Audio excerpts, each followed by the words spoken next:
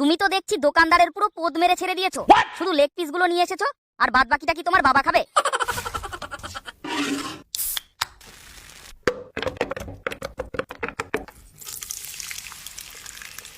এটা আবার কি ধরনের রান্না?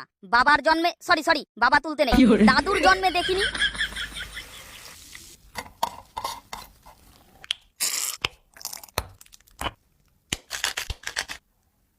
তোমার পোদের তার এমনি কেটে যায় না, এত আংফাং মশলাপাতি খাবা, পেট খারাপ তো হবে।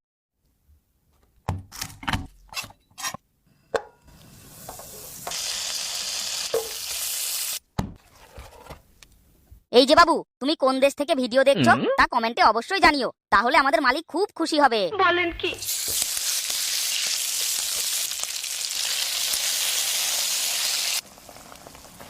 আরে তুমি কি রান্না করতে চাইছো বলো তো, আমরা তো কিছুই বুঝতে পারছি না।